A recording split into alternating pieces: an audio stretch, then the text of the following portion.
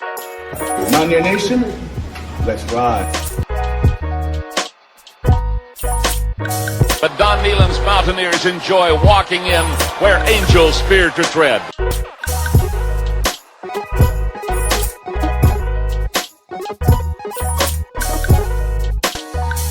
the hills of West Virginia resound with the sounds of Golden Blue football. Here is Harris in trouble. Stiff arms. The would-be tackler comes down over the 25 to 20. Goes around about it to 15 to 10 to 5. A touchdown, West Virginia. He did it.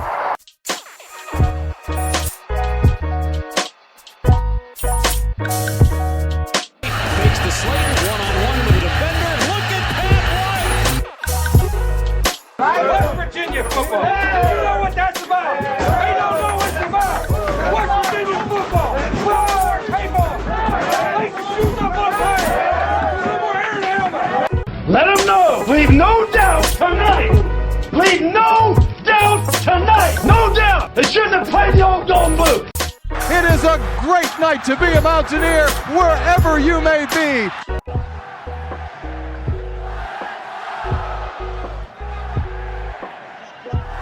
And now, the show brought to you by Mountaineer fans, for Mountaineer fans, the Country Roads Webcast. What's going on, Mountaineer Nation? Welcome into Season 5, Episode 136 of the CRW Podcast, our Virginia Tech preview and prediction show. As always, I'm your host, Jordan Cruz, and I got my co-host with me. We've got Steven. What's going on, everybody? And Bradley. What's up? So going to dive in on the matchup, the Mountaineers versus the Hokies, battle for the Black Diamond Trophy. Going to take place in Blacksburg at Lane Stadium at 7:30 p.m. September 22nd, this coming Thursday. Going to be televised on ESPN, and this will be the last game between these two teams for the foreseeable future. So whoever wins this one going to hang on to the trophy for a while. We're going to break that all down and get into those matchups with Virginia Tech momentarily. But before we do that, gentlemen, I figured this week, instead of off-topic babble to start this off, we'll replace that with a little segment, just kind of final thoughts on where the Mountaineers are 3 games through the season, just kind of putting a bow on Towson, if you will, since I know we all three didn't get together, with such a short turnaround for the recap of that one, really. All separately, like you guys were on the post-game reaction, then I was on the podcast. But since we're all three here together, just kind of some final thoughts on Towson and where the Mountaineers stand through the first 3 games of the season. What are you thinking, Stephen? I think everyone would agree that we're not where we want to be as a team. Offensively, very, very happy where we're at. There's been, small mistakes here and there. We've seen procedure penalties and we've seen multiple not disciplinary issues, but, just fundamental issues. But those can be fixed. But, ultimately disappointed on the defensive side of the ball. I heard multiple times that this was possibly Neil Brown's best unit in his entire time at WVU. I heard that multiple times this offseason. And I have, I've seen a lot worse or a lot better defenses played before this season, before the Neil Brown era. And that's saying something, because we went through some bad times with defense, in the Dana era. So, I don't know. Ultimately disappointed, but still optimistic overall, I guess I would say. Yeah, I'd agree with those sentiments. Bradley, what about you? Yeah, I think that's pretty much where we're all sitting at. I do want to bring up, in our first 3 opponents, their combined record is 6-2, 6-3, I guess, now that Towson's lost. 6-2. Because, Pitt has 2 wins, Kansas has 3 wins, Towson has 2 wins, so that's 7-2. Yeah. It's not some bad opponents. Kansas is looking better. I definitely don't think that this has been the season we expected, but upon further reflection, I think that our offense is good enough to be great. And, I think that our defense is probably going to get better as the year goes on, if changes are made.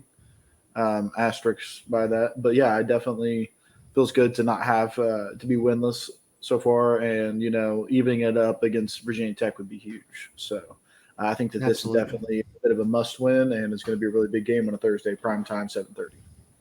So 7:39 exactly.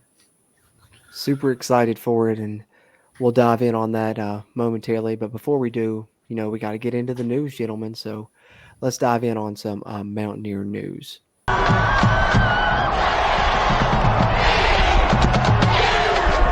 All right, Mountaineer news segment here. This is where we give you guys some basketball, some recruiting, and some football news updates on the Mountaineers and where things kind of sort of stand, with each of those aspects of the program. Steven, we'll kick it off with you this week. Mountaineer basketball news. What's happening on the basketball front? Well, obviously, we've been talking about it for several weeks, and It finally happened.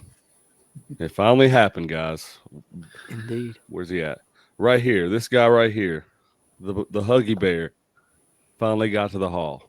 He's officially in there, and couldn't be prouder of a Mountaineer fan than I am right now. Than I see him, and it was really cool to see him come out onto the field last week, and he was clearly emotional, as was I. As was, I'm sure, a lot of Mountaineer Nation. But so happy for him. But other than that, we've got the Country Roads Webcast Hoops edition coming up here in the next few weeks. We're going to figure out some time and some scheduling. But, the season's just around the corner. We've got exhibition matchups getting ready to happen in late October. And then the season begins in just early November. So other than that, it's the calm before the storm, if you will. Very well. Excited it's getting there. I think I saw WVU basketball put out a thing the other day. It was like 50 days, so it's under 50 days now. So getting closer to basketball season. That's going to be here before we know it. And appreciate you giving us the news updates there on basketball. Bradley, what about recruiting? What's been going on in recruiting? I know things are heating up, signing day approaching here before too long. So what's going on Mountaineer recruiting news? Yeah, it's definitely that time of year. We're going to start seeing some more and more recruiting stuff get rolling as the season goes on. Kids are going to start taking official visits. We actually had one big 4-star recruit on campus this weekend to watch the Towson game, and that was Traylon Ray, a wide receiver out of Florida. Seemed to be having a really good time. We got a lot of people tweeting him and stuff like that, so I think we're definitely gaining some traction with that guy. Definitely Traylon Ray, one to keep an eye out for. It's good. It's always good when you see a guy on an official visit for a game, especially a game where you get a win and a blowout, especially where your wide receiver. Well, I guess we ran the ball more, but still looking good throwing the ball. Other than that, another standout I've mentioned a few times now, Jaheim White, running back, future prospect for West Virginia, already a commit, 3-star, might potentially pull a 4th one by the end of his season. He's kind of having that kind of season. Out of Pennsylvania, one of those Western Pennsylvania boys, I believe. And out of York, PA. He's been killing it, man. And like I said, he's trying to really fight for that 4th star. And he's a guy that's going to get more traction with some Power 5 programs, and it's going to be up to Neil Brown to keep him in-house. I think that he's very dedicated to the Mountaineer program. So, yeah, just some guys doing some exciting stuff into their senior year. Of course, Justin Benton's still been killing it. Those have been the main two with Jordan Louis, who have really been popping off this year, have seemed to have a really excellent year and really establishing themselves on a national scene. So, so those 4 guys keep an eye out for. Awesome. Glad to hear it.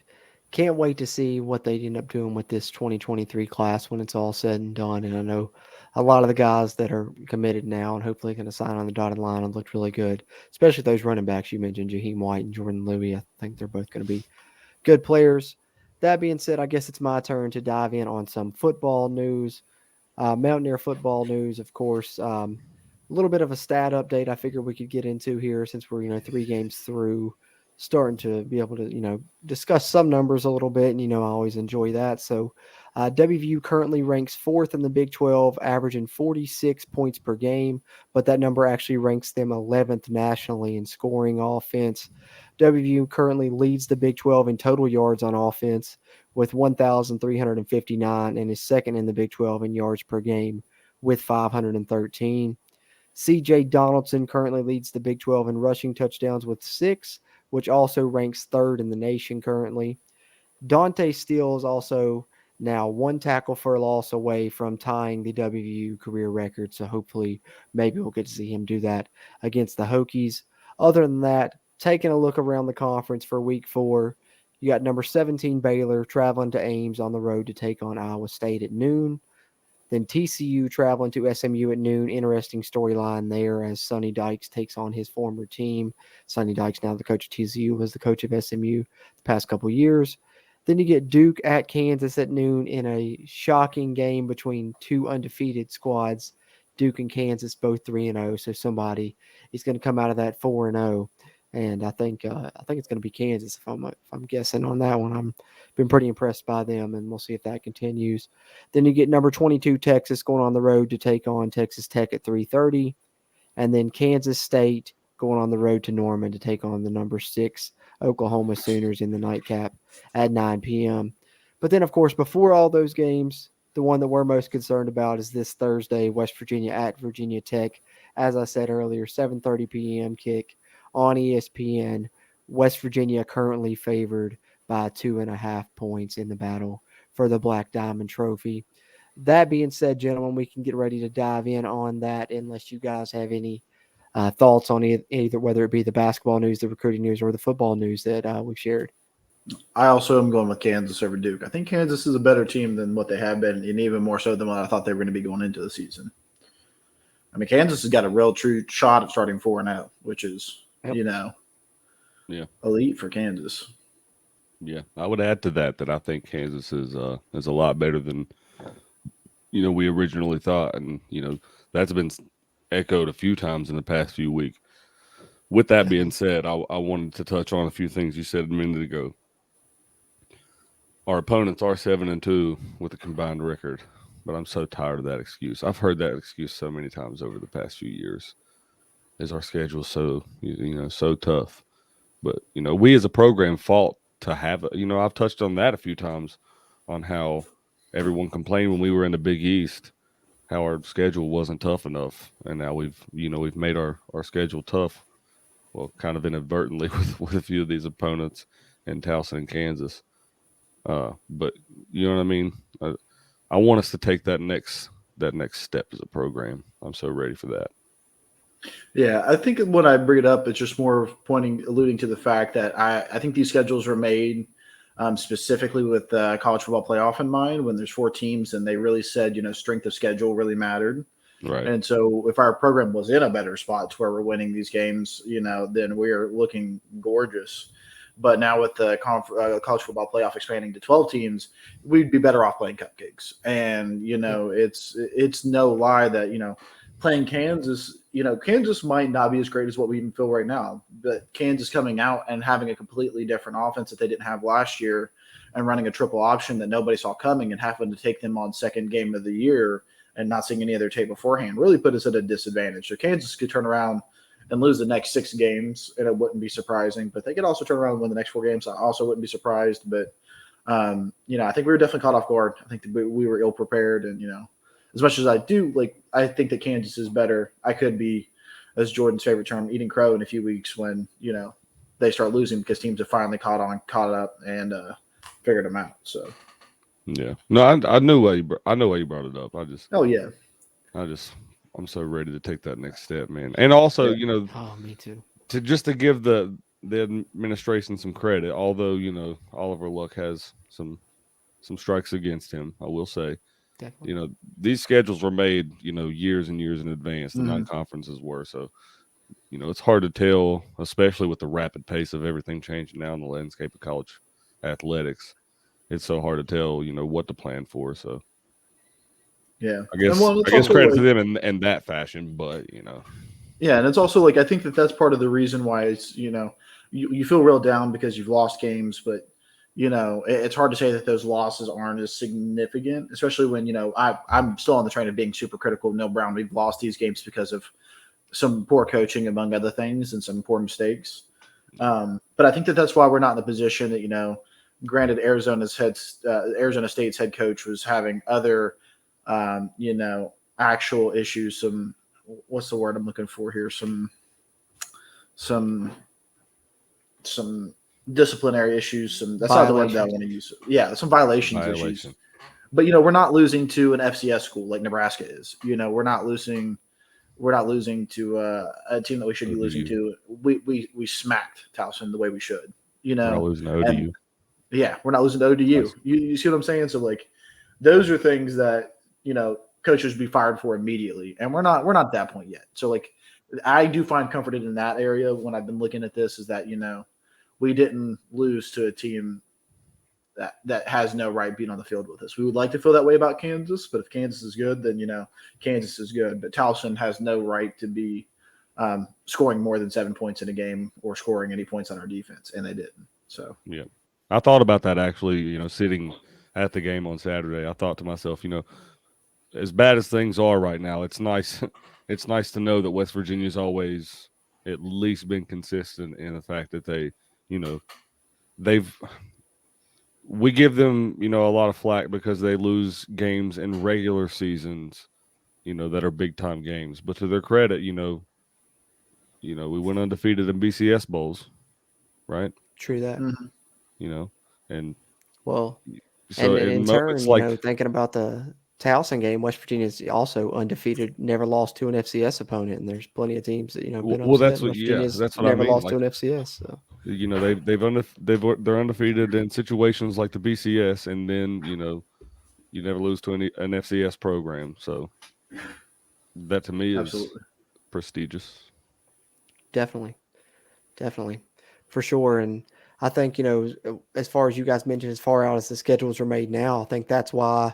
Looking ahead, this is going to be the last game with the Hokies for a while, is because, the schedules are made so far out in advance. West Virginia's non-con is filled up through at least, 2027. And unless conference realignment changes things, whoever wins this game is going to hold on to the trophy for at least, 6,000 some days, like when Tech won it back in 2017 in that one-off game. So this one's really big for that reason, but also really huge, I think, in my opinion, the biggest game of Neil Brown's West Virginia career up to this point. A loss, I think, is beyond detrimental. I think it's something that he may not be able to recover from. I think if he wants to remain here next year, he's going to have to get this win. Personally, I think it's the most important game of his career. And we can dive in on the game now, but a little bit, but if y'all want to. But that's just something that I have been, thinking about when I've been thinking about this game approaching.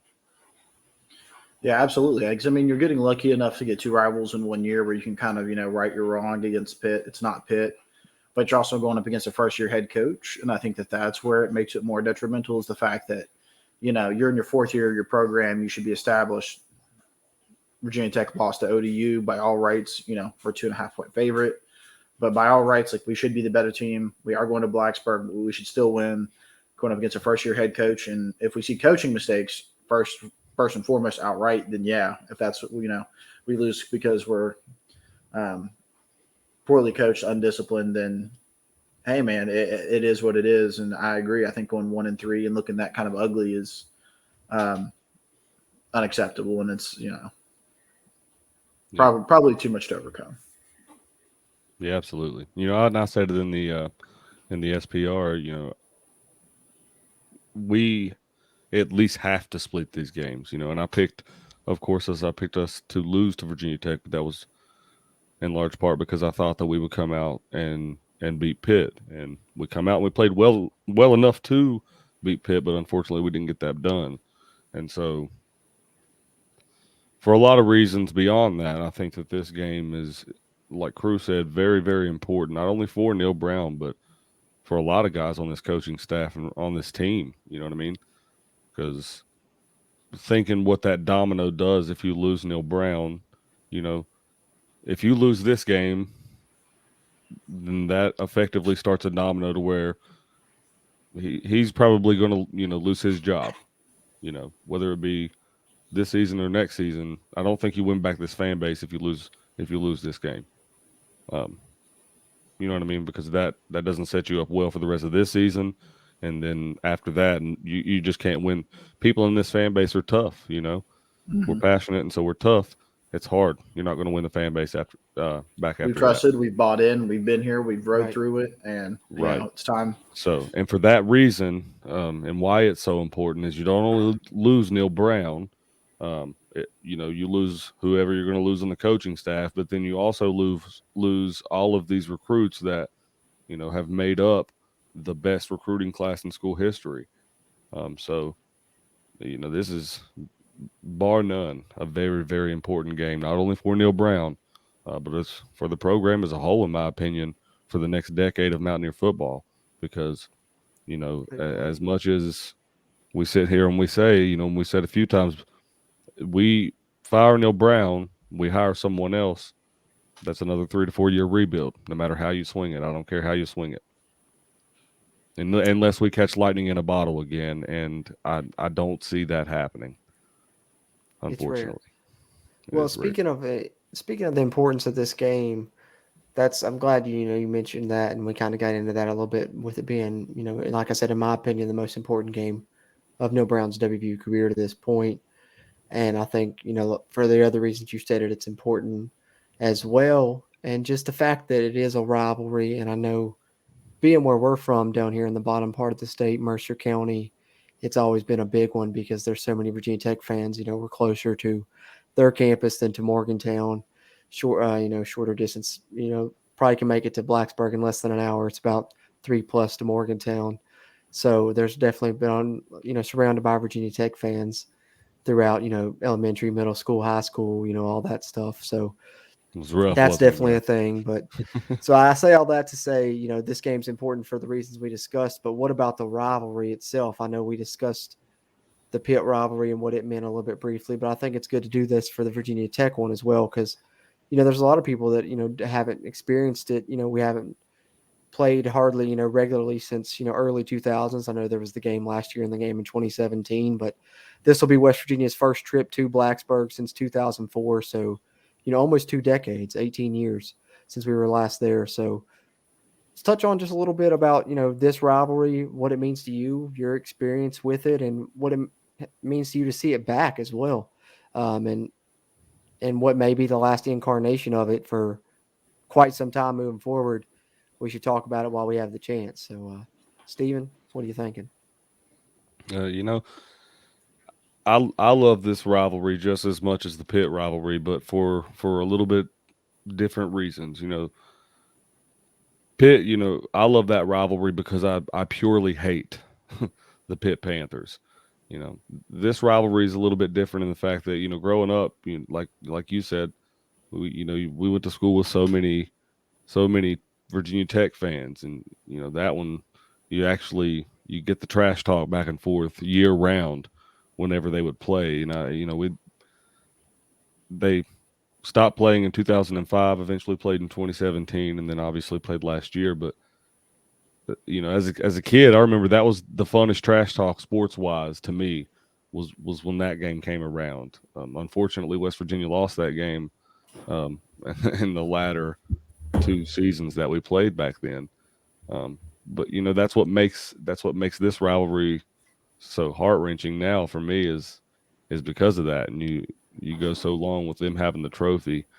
And speaking of the trophy, when they used to bring the coaches caravan around the state, and as ill as we think is Rich Rodriguez, that's one thing that he did. He brought the Black Diamond Trophy down here and let everybody touch it that was at that event.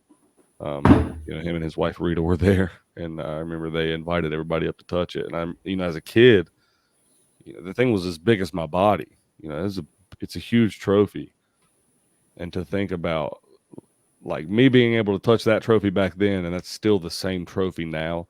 That's a cool thought, and that's really a newer thing in terms of the rivalry. So, I was studying about it earlier. I think that we are still in, even though we don't play for the foreseeable future, relatively, the last couple of decades have been really the formidable years of the rivalry. There's a lot of years back in the early 1900s that they really skipped around and didn't really play that much. They played in, places like Mitchell Stadium and Bluefield, West, it's right on the line, I guess. Yep. Bluefield. Played in venues like that. Yeah. And so, like, I think there will be a way that these two teams find a way to play each other in the future. Because think about the last couple of times that these teams have played. For ratings alone, you have to have these two teams play. It's not as important to the game of college football as the backyard brawl, but the Black Diamond Trophy is also a very, very important and good pageantry-full rivalry. I don't know if that's a word, but I made it up. Definitely, it really is, and especially these trophy games. There's not too many of them that you see in college football. I know this is the only one that West Virginia really plays is the battle for the Black Diamond Trophy. So, like you said, hopefully they're going to find a way to play each other. But for now, whoever wins this one's going to hold on to it for a while. So it means a little bit extra. But you never know how conference realignment may shake things up in the future, and these guys may play each other again before we know it, and hopefully it does work out that way. But Bradley, what about you? What are your thoughts on this rivalry between the Mountaineers and the Hokies? Yeah, I mean, it's a lot of what Steven said. We all grew up in the same hometown, same county down here. Say, my best friend growing up is a huge Virginia Tech fan. That's something we always, still to this day, jest about. And for me, it's a trophy game. Pitt's a brawl, Virginia Tech's a trophy game, and it's always felt like Pitt was out of location adjacency, where Virginia Tech is not necessarily that, but there's still like that just like divide of Southern West Virginia and how our feelings go towards Virginia Tech. So I think, it's definitely an underrated rivalry sometimes, and sometimes, not seen as much. But for me, I think that this is important because, like you said, this is the game that's going to, whoever holds the Black Trophy at the end of this is going to hold it for a while. The Black Diamond Trophy is going to hold it for a while. And, really since the turn of the century and a little bit before that, Virginia Tech has really been putting it on West Virginia. So we've won like 3 out of the last, 10-ish meetings. I was kind of like looking at it. And, I really thought we were going to go just studying that. It's funny that you mentioned that. I was going back to 92, and I'm not trying to cut you off, but since you touched on it, I'll let you know the exact numbers here. In 94. Since 94, West Virginia is 1, 2, 3, 4, 5, 6, 7, 8, 9, 10. They are 4-10 against the Virginia Tech Hokies since 1994. And so, there's no righting that ship in this one game, but, I thought we should have won in 2017. And, it's probably going to be broken up into that kind of stint, the pre-Big East split and then the 3 games that happened in the 2017 season, the 2021 season, and the 2022 season. Those 3 games are probably going to be lumped in together. We've split them. We went to Maryland, or the neutral field site in DC, lost that game, should have won that game with Will Greer. Turn around, they came up to Morgantown, we won that one. Now we're going to Virginia Tech. It's our chance to really, take the edge on at least this little 3-game series that we've had. And, show them, we won in our home, we won in your home. And I think that that's a little feather in our cap going forward for the future of our program, like Stephen brought up some of the importance. So. Very true. That's a great point. I didn't even think about that. This being the rubber match, them winning in 2017, us winning last year. So, whoever wins this one, like you said, can be 2-1 over those, most recent 3 games that, that they've played since conference realignment. So that's interesting. But when talking about the rivalry, the one thing that, I just had to touch on because I don't think it gets brought up enough, and maybe that's because Mountaineer fans don't really like to admit it. I don't know. But I think the reason that this rivalry has lasted so long and is one of the best rivalries that West Virginia has, in my opinion, I'd probably put it number 2 right behind Pitt for me. And I think the main reason is this similarity between these two programs. They're eerily similar in how they've been, both of them, neither one with the national championship. I think one's the 14th winningest all time, one's 5th. They're right there, both top 15. No Heisman winners, no national championships. Don Neyland, both have been to a national championship and lost. Yeah. Don Neyland, what he did for West Virginia. Bud Foster did the same thing for Virginia Tech. They've had amazing players that have been Heisman candidates, but just haven't got there. Pat White, Michael Vick. I mean, you can go on and on with the comparisons, but it's definitely, I think, what really fuels the rivalry unbeknownst to most, unconsciously, subconsciously, is the fact that we want to both say, hey, we're better than you, but truth be told, we're about the same. Yeah, I absolutely agree. And I'd Except be for we lying if lead the series, so take that. we do. Virginia Tech. We do lead the series. And All time, since yeah. we're talking about numbers, I did want to touch on something that I also looked at earlier. I don't really know what kind of effect that this will have on the game, but in my mind, it gives me confidence. So here we go. 1912. West Virginia actually loses this game. It was the first meeting that they ever played with Virginia Tech. Okay. Skipping ahead, we go to 1952. If you're not following the pattern here, I'm going every 2 year that we've played. West Virginia wins this game 27-7, 1952. 1962, skipping ahead 10 years later, West Virginia wins 14-0. Skipping ahead to 1982, they didn't play in 1972 for whatever reason. They didn't play from 68 to 73. Skipping ahead to 82, West Virginia Mountaineers win 16-6. Skipping ahead to 1992, West Virginia won 16-7. In 2002, if a lot of you haven't watched that game, you should. I just got done watching it. Oh, yeah. That one was at Lane Stadium. You already know what that one was. 21-18, West Virginia Mountaineers. And then, obviously, the next one is taking place this coming Thursday. So if you're not following that pattern, West Virginia has only lost one time when they've played on the 2 year, if you will.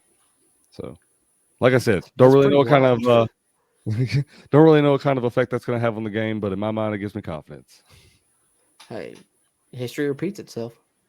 That it does, my friend. That it does. Well, that being said, boys, I guess let's get in the weeds a little bit on it then. Let's talk about the matchups themselves. Let's kick it off with the Virginia Tech offense versus the West Virginia defense. I think that these are the two. I think that this matchup with Virginia Tech, you get weakness on weakness and you get strength on strength. This will be the weakness on the weakness. Virginia Tech's offense has struggled. West Virginia's defense has struggled. So this is kind of the weakness on weakness matchup, I guess, if you want to coin it that way. But Bradley, what are your thoughts on the Virginia Tech offense, how they're going to attack this West Virginia defense, and if they'll be able to score some points or if the Mountaineers are going to really turn things around this week and hopefully improve defensively? Yeah, I don't think that we're going to fix all of our defensive woes this game, unfortunately. I think that we will look a little bit better, but I still think that our defensive backs are just unset. I think that our linebackers have been too shaky. I think that Virginia Tech's going to have a really great running game. And even though we've shown flashes of being able to stop that, we've also shown flashes of not really having much else to do with it. I do think that they're going to come out and throw it a little bit more than we expect because I think that they're going to feel pressured to kind of keep up with our offense because our offense is really high-powered, really high scoring. So, I definitely think they're going to be able to score some points on us. And, the more stops we get, the better. But, it's definitely not going to be a perfect performance. I'm not expecting a perfect performance yet. Like I said, I don't think that we have the issues on defense resolved yet. I expect Sean Martin, though, to have a hell of a game. Sean Martin, showing out for his, he should feel this rivalry more than Dante Stills. For Dante Stills being from Fairmont is how he feels towards Pitt, is how Sean Martin should feel towards Virginia Tech being from Bluefield. Yeah, as well he should, absolutely. And I think that this is where we see where the West Virginia defense is at comparatively to, what we looked like against Kansas because Towson can really learn much, but that's a bit of a tune-up game. And then, the first week against Pitt wasn't as bad, but then against Kansas, it was bad. And Virginia Tech's going to try and run the football as well. And they're going to play with, 12 personnel a lot, 2 tight ends. So you're going to have extra gaps in the run game. So West Virginia is going to be tested to see if they can really fit those run fits and, correct some of the mistakes that we saw them make against Kansas, I think. But Stephen, what about you? What are your thoughts as far as the West Virginia defense going up against this Virginia Tech offense led by the West Virginia native, former GW quarterback and former Marshall quarterback Grant Wills? Yeah, I kind of leaning in almost the opposite direction as you, Brad, and these are the reasons why. Kind of agree and disagree. I think that Sean Martin is going to come into this game with a chip on his shoulder. I think he's going to have a lot to prove just being from this area. I'm sure that he's going to have a lot of family and friends at that game, just being so close. And likewise, I think that Dante is going to come into this game with the chip on his shoulder too, and for a couple of reasons. One being that this will be the last time that he'll suit up against the Virginia Tech Hokies ever, and he'll only get to play them twice in his career. So, he played well against them last year, so I expect him to play pretty well against them this year. And then for another reason, he hasn't really played that well since the Pitt game for whatever reason. And I think that he's heard a lot of people talking about that in the fan base. So I think that he'll come in. He usually comes into big games and these types of atmospheres and plays well. I've always thought that Dante plays better on the road myself. So I think that for those reasons, I think that the defensive line play for WVU is actually going to play very well. With that being said, I think our secondary is going to be very vulnerable, and I think that they're going to try any way and every way that they can to exploit that. And we'll see somewhat of a shootout, but not a high-scoring shootout. I think that we're going to see a few big plays on both sides that shouldn't be big plays, but are lapses. Lapses in coverage for the defense for West Virginia, and then also I think that West Virginia's offense is going to make a lot of big plays because they are explosive, and now that they have a few games under their belt, it's going to be a little bit better than what you've seen in the Pitt game, in my opinion. I think. Here's my take on it. I think that the best thing West Virginia can do in this game is to stop the run, because I think Virginia Tech's going to try and do that, set that up early, lean on that, go to the play action pass game. And I think the best thing West Virginia can do is stop that and try and make Grant Wells beat you himself, because I don't think he can, even as bad as West Virginia's secondary has looked at times. I think that West Virginia, we've seen them recover a couple fumbles this season. That's the only 2 turnovers they've got. We're going to see them get an interception in this game. That's my prediction for this one. At least 1 interception off Grant Wells. I think we're going to see Jacoby Spells get some playing time. I think he looked good, and they played him. I think they said 34 snaps against Towson. Really think that he's getting really close to contributing a lot. And I think once he gets to that point, I think that he may secure one of those starting cornerback spots. Maybe take the one from McCormick, but I think Ajayi's been serviceable, and I think that our safeties have really come on.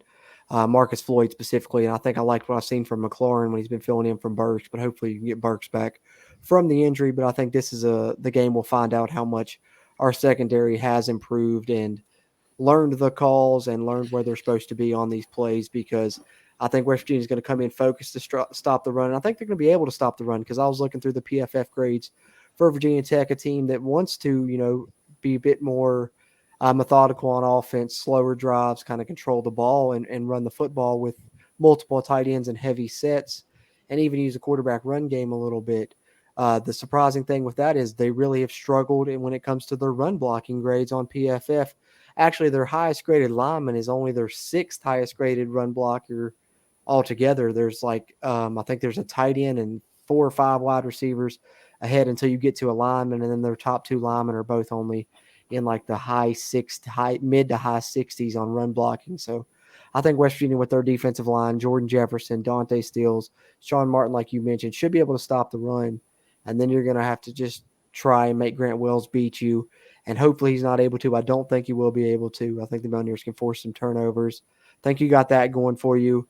And as well as the fact that the impact players on this Virginia Tech offense, the main ones to me are Keyshawn King and Caleb Smith.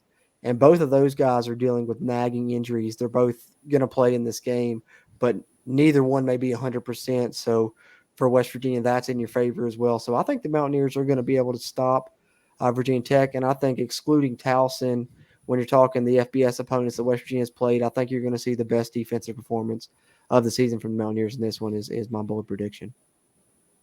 I also think that, but I also think likewise from the Virginia Tech offense. There's something about the atmosphere of this game.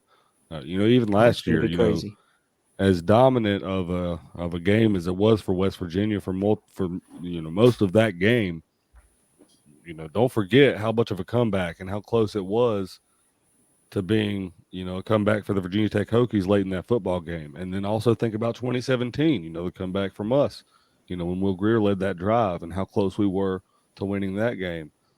So if it's one thing that we should have learned in the past, gentlemen, is that no lead is safe in this game, and that the atmosphere alone can change the dynamic of the game. Very true. Very true. And West Virginia's got to be able to cover the tight end. I mean, their leading receiver is Nick Gallo, their tight end. And, West Virginia, we've seen them struggle with that in the past. Even against Kansas, some Jared Casey hurt him a little bit. Bartholomew against Pitt had a few catches, so going to have to do that as well. Definitely want to throw that in. But let's flip it over, gentlemen. Let's talk about the other way around. The West Virginia Mountaineer offense, as we said, has been pretty explosive through 3 games. Looks like they can do a lot of different things. Currently 11th nationally with 46.0 points per game and leading the Big 12 in total offense with the most total yards so far offensively. And then they're going to be arguably, I guess when you look at statistics-wise, maybe their toughest challenge yet. I think the Pitt defense will prove to be better than the Virginia Tech defense at season's end. Virginia Tech has not faced the best competition early on, but as of right now, they're top 5 nationally in a lot of defensive categories. I think they're number 1 in the nation in third down defense. So the West Virginia offense that has looked great will face a tough test with a very tough atmosphere in Lane Stadium, one of the best in the nation, if you ask me. But Bradley, we'll let you kick it off first this time. What are your thoughts on the Mountaineer offense and how they'll attack this Virginia Tech defense and if they'll be able to continue their high-scoring ways in this one in Blacksburg?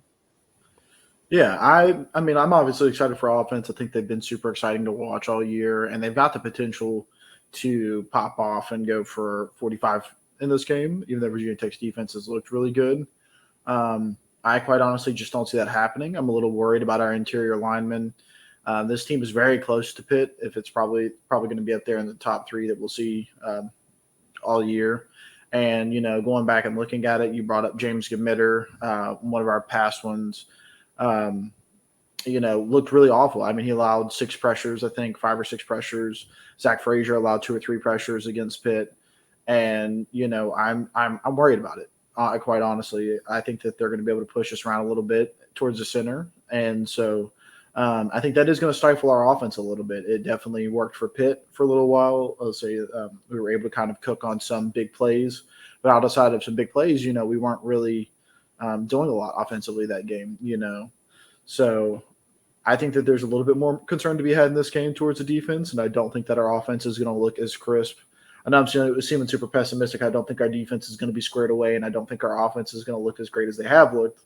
But I still think that we're going to have enough to score enough points in this game to kind of allude towards my end. But. Yeah, I understand what you're coming at there because I'd agree 100% with you. I was looking at some of their grades that really did impress me, and the one that impressed me the most was some of their pass rushing grades on PFF, specifically C.J. McCray, their edge defensive end there with a 90.1 pass rush grade, and he's looked really good. They've looked really good in pass rush, all around. They bring the blitz heavy, much like Pitt did, but they won't leave their corners on islands all the time in man-to-man coverage. They'll have some safety help over the top, a little bit of a cover 2 man look at times.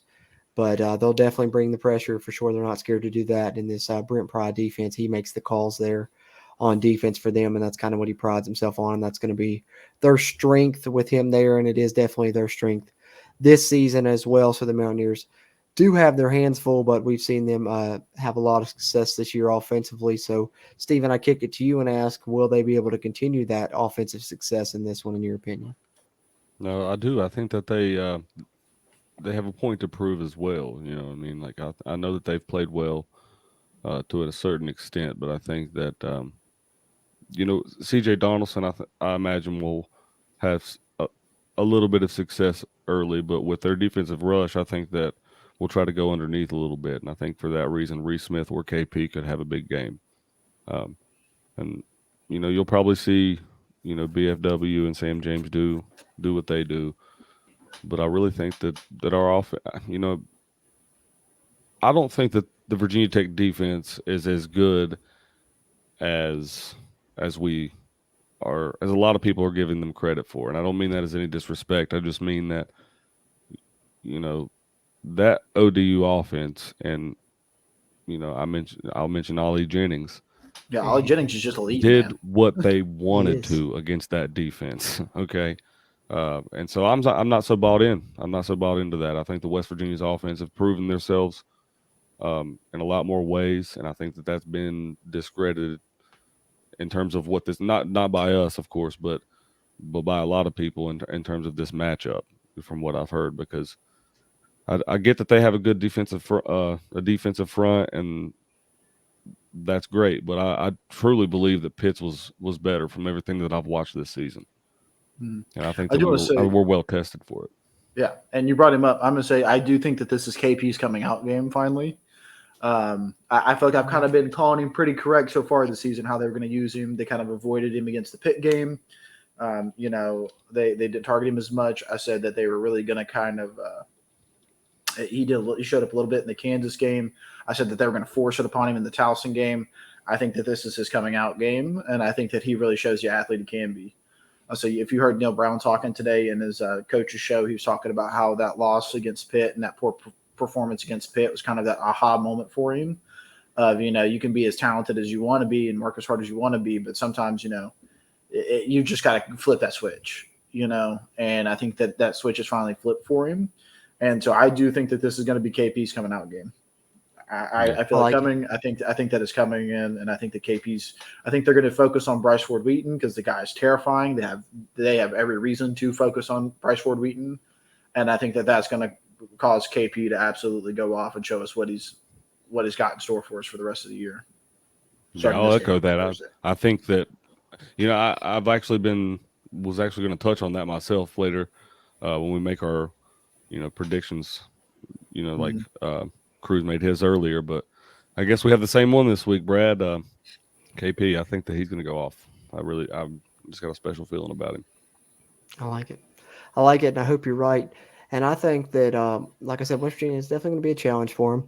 Virginia Tech, I mentioned the pass rush briefly, but they also have great players on the other next two levels up as well. Middle linebacker Dax Hollifield, one of the best players in their defense, really improved. He's really stuck out on film, Neil Brown even said. And then Shamari Connor still back there in the defensive backfield for them as well. So I think West Virginia running the football is going to be a key in this game because that's going to hopefully, allow them to pass protect better and Virginia Tech not be able to peel their ears back so much if West Virginia can run the ball, get them into more manageable situations to where Virginia Tech doesn't know the pass is coming and can really pin their ears back and blitz and hurt you with their pass rush, which is what you don't want because I think the major key offensively in this one is going to be, giving JT Daniels enough time, holding off that pass rush because I think if West Virginia can do that and contain their pass rush and, run the ball with mild success will help with that. I think West Virginia can do that.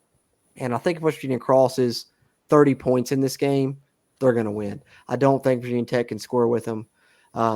Virginia Tech, I think the highest total they've scored this season is 27. And as I said, they've played Old Dominion, Wofford, and, a weak Boston College team that has one of the worst offensive lines in the country. And the most points Virginia Tech's scored so far is 27. So, it's at Lane. Crazy things could happen with the rivalry. Who knows? They may come out and make it a shootout and surprise me, but I don't think that they're going to be able to score with West Virginia if West Virginia can contain their pass rush and make things happen on offense. In my opinion, if West Virginia can score over 30 points, I think they'll win this game. Yeah, I agree. I think that West Virginia will, spoiler alert, I think they will do that. But I think what will happen in this game will be, Inner Sandman will play. They'll be all pumped up at the beginning of the game.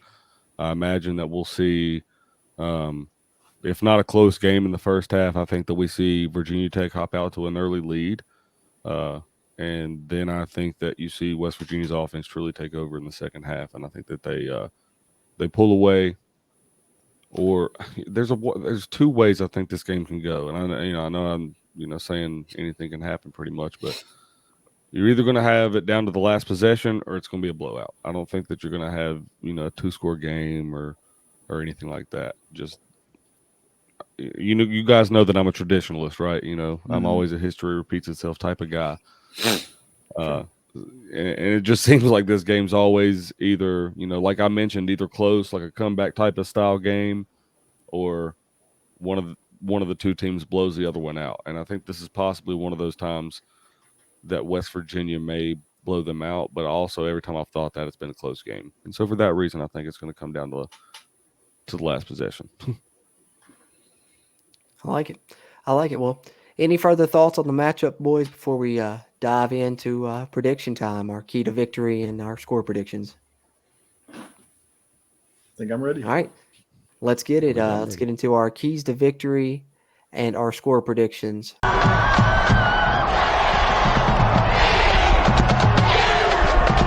All right, so key to victory and score predictions, pretty self-explanatory. We're going to each give what we feel will be the key to a West Virginia victory in this one, followed by our prediction for the game, who wins, and what the score we are predicting is. And I guess I'll let you guys kick off first. Last time I may as well kick it off first this time. I've already kind of briefly touched on it a little bit in the last segment, and to me, the key is West Virginia to just maintain the scoring rate they've been shown through the first 3 games of the season. I think if West Virginia continue to score offensively like they have through the first 3 games, they should win this football game. To me, that's the difference. West Virginia has high-powered offense. Virginia Tech struggles on offense, has a good defense. So West Virginia, if you can overcome their defense and score, that's the key to me. And I think that they're going to be able to do so. Steven, you kind of hit the nail on the head. I think it's going to be a super close game. Vegas thinks it's going to be a super close game. West Virginia currently favored by 2.5 at the time we're recording this. I don't think it's going to be a close game. 34-17 Mountaineers. 34-17. I like that. I agree almost to the T on what West Virginia will score. I think West Virginia will score 35 points, but I do think it will be a little bit closer of a game than that. I think that just the way that this game's shaping up, neither of these two teams have proven themselves. The rivalry atmosphere, just everything about it. I think it's going to be closer than that. I think it's going to be the key to victory. I guess I'll give you that first. I think the key to victory for West Virginia is that they maintain the defensive line, pressure with the defensive line. I think if we do that, we get a lot of pressure and we can stop the run, get pressure on Grant Wells, make them have to go deep. I just don't think that they're talented. I don't think that he has a talented enough arm to be able to go deep for one. And then they're going to be forced to have to go underneath and make some shallow throws. And I look for some of our linebackers to make some plays. Like you mentioned, I think we see an interception. I think it possibly could be from that linebacking core. And so that would be my key to victory. With my score prediction, I think that it's going to be closer, and I'm picking West Virginia 35-28. I think it's going to come down to one final drive, whether it be whoever has possession of the football, whether it be West Virginia scores on that final drive, or whether it be they make another goal line stand on that final drive. Wouldn't that be fun to see? Absolutely. Yeah, I like those, and I think that it's kind of funny. So when we get to my score here in a second. But yeah, so key to victory, I've kind of kept it down to bring it up at this moment, but I think the key to victory is going to be yardage on first and second downs. I think that getting ourselves in a good spot to not be 3rd and long, that seems to be where Virginia Tech really feasts. It's where they really want their teams at. They're number 3 in the country at forcing punts. They've forced punts on like 85% of the drives that they've faced against so far this year. And a lot of that's because they get you in 3rd and long. And I think that kind of bodes bad for our offense because, I think that we kind of want to take shots on first and second down. We like to establish the run first down, take a little bit of a shot with the second down, and that really sets us up to be in a poor position for 3rd down. And we kind of just rely on the fact that JT Daniels is elite to get us out of those situations, that he can just throw it to Bryce Ford Wheaton. Look at it last week, even against Towson. I think we went for it on 4th and 9 at one point in time. just because we knew we could. We knew that there was no way they were going to be able to stop JT Daniels from throwing to Bryce Ford Wheaton. We're not going to have that same luxury this week. And so, I think that being able to get yards on first and second down, whether through run, quick passes, or just, letting JT Daniels be JT Daniels is going to be crucial. And if we can get to a point where we have short yardage on third downs, I think that's going to allow us to play a little bit more loose, a little bit more freely, going to give our players a little bit more confidence in the plays that they're running. Whereas if we're third down and long, then it's going to really be up to our wide receivers to catch the balls that are coming to them. And I'm afraid that they're going to crack under that pressure. We've seen drops before. We've seen them kind of not be able to stand up to that big moment. And I'm worried about that if we're in 3rd and 8, 3rd and long, that we might see them drop a pass or have one bounce off their face mask and go for 6 the other way again. So I think that getting yards on first and second down going to be crucial. That being said, I agree this is going to be a super close game. I think that Vegas has it super right. I really do think that they're right there. And I've in my bones, I think that this is going to come down to Virginia Tech has to kick 2 field goals at some point in time. And then they're going to be down by 2 points and have to go for a 2-point conversion after a touchdown towards the end of the game. And I think that they're going to miss out on that 2-point conversion. But for the life of me, I just can't work that out in my brain as to how that's going to work out. So the soul of me says they're going to fail on a 2-point conversion to lose the game by 2. The other part of me is just going to go with the comfortable pick of 31-28.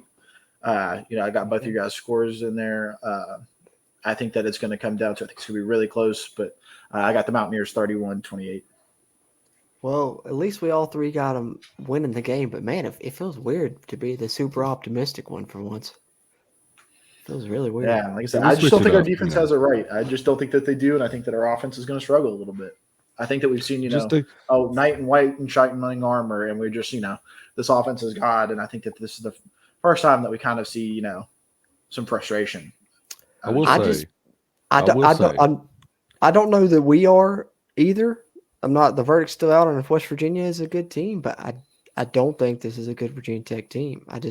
And that's why I'm just going with the way I'm going. I think that hopefully this is a game where West Virginia proves that they are going to be, a good team and, proves why this is year one and why it's a rebuild for Virginia Tech. Because if it's working out the way I'm thinking in my head, it's going to work out. This Virginia Tech team this year is 2019 West Virginia, a team that struggled to win 5 games. And maybe I'm wrong, and if I am wrong, then that goes back to what we spoke about earlier and how that falls on Neil Brown. But I don't know. I've got a really good feeling about this one for whatever reason, and I'm usually not that confident. Yeah. I will say, though, you touched on they have forced a punt on 83% of. Yeah, that's not a correct stat. It's just it's where I'm putting it at, but it's definitely getting close to that.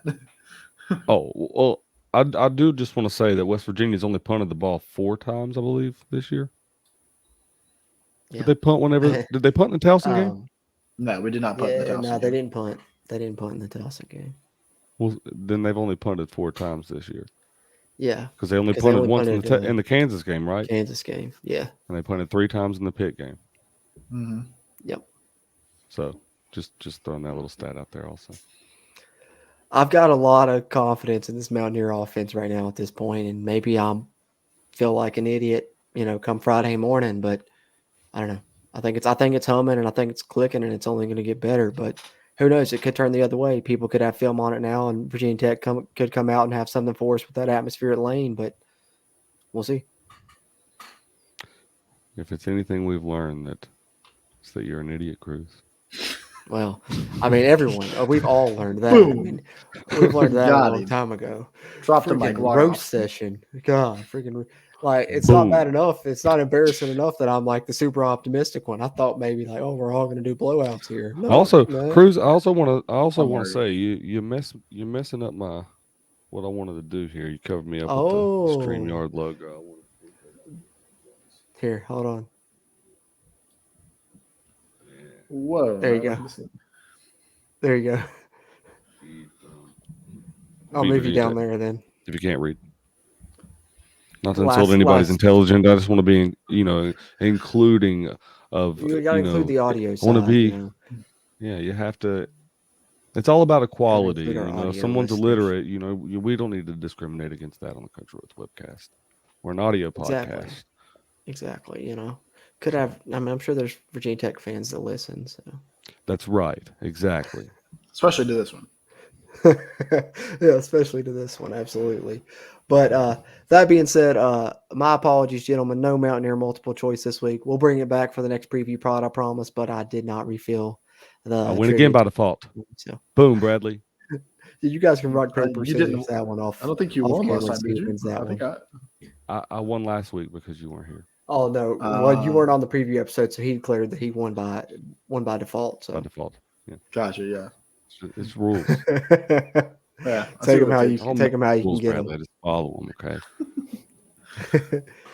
That being said, appreciate everyone that's tuned in. If you're watching on the video side, whether you're watching on our YouTube or on the WV Sports Now YouTube, which you can find us there, and on WVSportsNow.com now, as we're part of the WV Sports Now podcast network.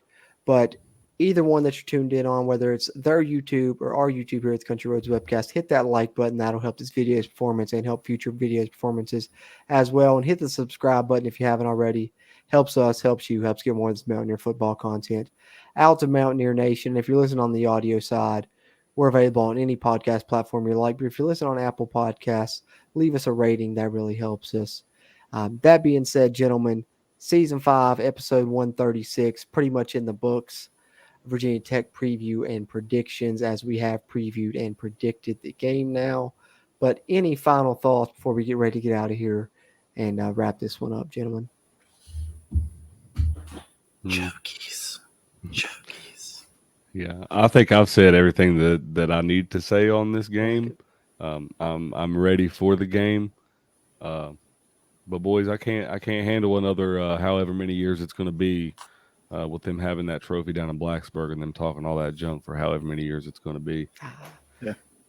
You know, so we need it bad. For that reason also, other than the importance of everything that I mentioned, we got to win this game. We got to. Yeah. And which, I don't know, did you mention the post-game live show? No, I probably should plug that. Good call.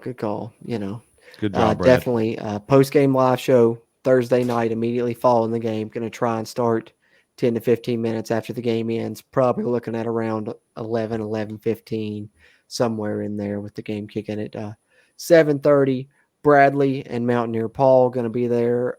Me and Steven going to jump in from the stadium as soon as we can. But check that out. Voice of College Football on YouTube. Subscribe if you haven't. And the West Virginia Mountaineers Voice of College Football YouTube channel as well. Definitely good idea. Definitely needed to plug that one. But I was going to say something about what you said, Stephen, and now it slipped my mind. I can't remember. What did you say before I plugged that? He can't take it another long time. You know better than that. Yes. I said Yes. Oh, okay. No, I got it. It came back to me. But I was just going to follow that up to say, super important game for Neil Brown, super important game for the program, but in that aspect as well, super important game for the fan base, for bragging rights, right, for the foreseeable future. So not only let's keep the Black Diamond Trophy in Morgantown, but let's keep our fans with the upper hand on their fans. Yeah. Yeah, because if it's any small victories we still have left to gain from this season, we can still gain that, right? Yeah, got to take them when you can get them, and this will be a big one. So, big for us, big for the Mountaineers, big for everyone, and super excited for it and to see this rivalry in prime time, and hopefully a better result on Thursday night in prime time on ESPN this time for the Mountaineers.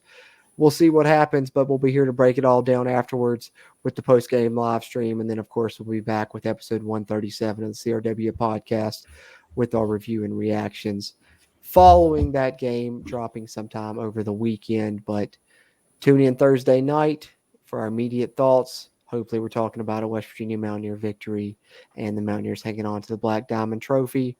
But in the meantime, appreciate you guys that have tuned in. That's a wrap for Season 5, Episode 136. For Bradley and Steven, as always, I'm Jordan Cruz.